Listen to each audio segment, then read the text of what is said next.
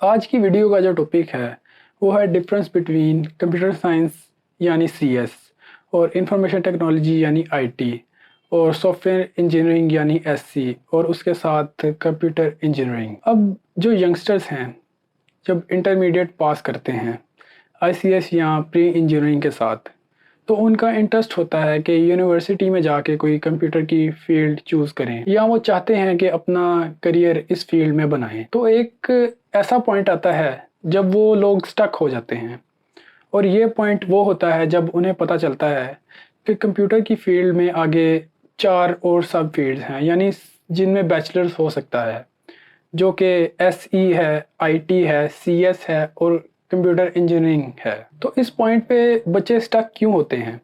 वो इस वजह से कि इन तमाम फील्ड्स की आपस में रिजेम्बलेंस है और एक दूसरे को ओवरलैप करती हैं, लेकिन इनमें डिफरेंस भी है।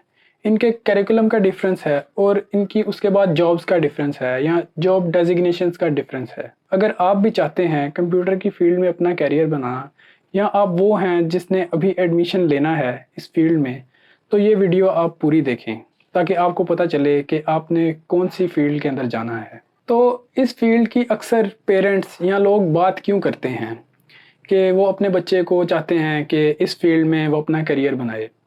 उसकी सबसे बड़ी वजह ये है कि इसमें जॉब अपॉर्चुनिटीज़ बहुत ज़्यादा हैं अगर आपके पास स्किल्स हैं।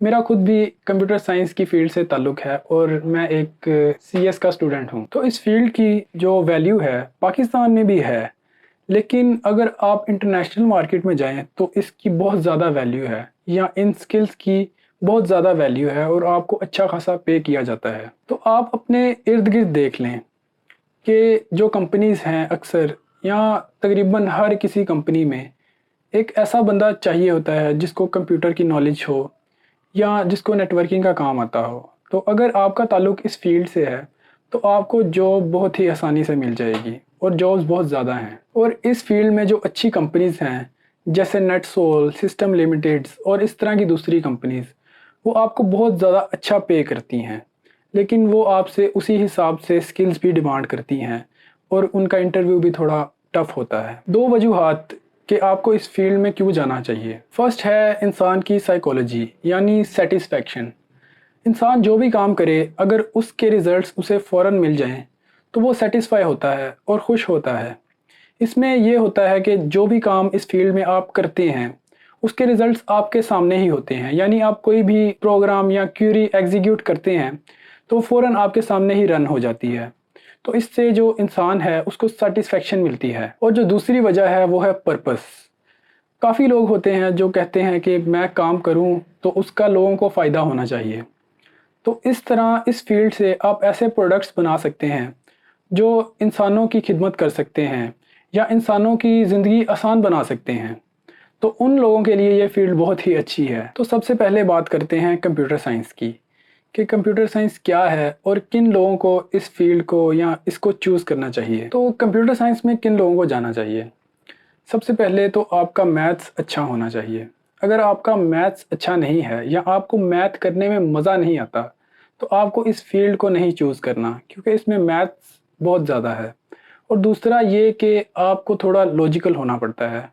सारी लॉजिक्स और कॉन्सेप्ट्स हर चीज़ के आपके क्लियर होने चाहिए, और ये कंप्यूटर साइंस की दूसरी सब फील्ड्स को कवर करती है तकरीबन। और एक और बड़ी बात कि आपको कोडिंग अच्छी आनी चाहिए अगर आप कंप्यूटर साइंस में जा रहे हैं, या आपका कोडिंग में इंटरेस्ट होना चाहिए। अगर आपका कोडिंग में इंटरेस्ट नहीं है तो इस फील्ड को चूज़ करने का आपका कोई मकसद नहीं है। और इस कोडिंग के साथ आपको डेटाबेस भी मैनेज करनी आनी चाहिए, यानी इसमें सब चीज़ें ही आ जाती हैं कंप्यूटर साइंस में। कि डेटाबेस इस तरह के, फ़र्ज़ करें आप फेसबुक पर जाते हैं तो अपना यूज़र नेम लिखते हैं, ईमेल लिखते हैं या पासवर्ड लिखते हैं, तो एक उसके पीछे क्वेरी चल रही होती है, यानी कमांड चल रही होती है जो उसको उसकी स्पेसिफिक जगह पर ले जाकर सेव करवाती है। तो डेटाबेस जो है वो इस तरह से काम करता है। लेकिन इस फील्ड को चूज़ करने का आपको ये फ़ायदा होगा कि ये इसके बाद आप आईटी में भी जा सकते हैं और सॉफ्टवेयर इंजीनियरिंग में भी जा सकते हैं। दूसरा जो है वो हमारे पास है सॉफ्टवेयर इंजीनियरिंग। तो सॉफ्टवेयर इंजीनियरिंग में क्या होता है? इसमें एप्लीकेशंस बहुत ज़्यादा हैं, यानी कि आप जो पढ़ते हैं आपको उसके ऊपर एप्लीकेशन डेवलप करनी होती हैं। अब एप्लीकेशन इस तरह से कि आप चाहते हैं कि आप एक सॉफ्टवेयर को कोई भी इनपुट दें तो आपको उसको प्रोसेस करके एक आउटपुट दे। तो इस तरह से आपने काम करना होता है। तो उसके अलावा क्वालिटी एश्योरेंस भी सॉफ्टवेयर इंजीनियरिंग में आ जाती है। यानी कि सीएस वाला यानी कंप्यूटर साइंस वाला बंदा जो भी कॉन्सेप्ट्स या थ्योरीज या स्ट्रक्चर्स तैयार करेगा तो सॉफ्टवेयर इंजीनियरिंग वाले ने उसको इम्प्लीमेंट करना होगा। सॉफ्टवेयर इंजीनियरिंग में कोडिंग का उस तरह से रोल नहीं है जिस तरह से कंप्यूटर साइंस में है। तो अगर आपका इंटरेस्ट कोडिंग में ज़्यादा नहीं है तो आप क्वालिटी एश्योरेंस यानी इस तरह की फील्ड्स में जा सकते हैं सॉफ्टवेयर इंजीनियरिंग के बाद। अगला जो है वो है हमारे पास कंप्यूटर इंजीनियरिंग। तो कंप्यूटर इंजीनियरिंग में आपने अगर जाना है तो आपकी फ़िज़िक्स अच्छी होनी चाहिए। यानी कि आपको लॉजिक्स और लॉजिक्स गेट्स वगैरह और सर्किट्स ये आपके बहुत अच्छे होने चाहिए। और फ़िज़िक्स आपको पढ़ने में शौक़ हो, यानी फ़िज़िक्स पढ़ने का आपको शौक़ हो और आपकी फ़िज़िक्स अच्छी हो तो आपको इसमें जाना चाहिए। अब इसमें होता क्या है, इसमें सॉफ्टवेयर और हार्डवेयर का कॉम्बिनेशन होता है। यानी एक कंप्यूटर इंजीनियर का काम होता है किसी भी सॉफ्टवेयर को किसी स्पेसिफिक हार्डवेयर के साथ कंपैटिबल बनाना। यानी कि इसकी एग्जांपल आप इस तरह से ले सकते हैं कि कोई सॉफ्टवेयर आप अपने कंप्यूटर में डाउनलोड करते हैं तो वो कहता है कि ये आपके सिस्टम के साथ कंपैटिबल नहीं है या सिस्टम रिक्वायरमेंट्स पूरी नहीं है। तो इस चीज़ को जो कंपैटिबल बनाता है वो काम सारा कंप्यूटर इंजीनियरिंग का होता है। अब उसके अलावा हमारे पास इंफॉर्मेशन टेक्नोलॉजी है यानी आईटी।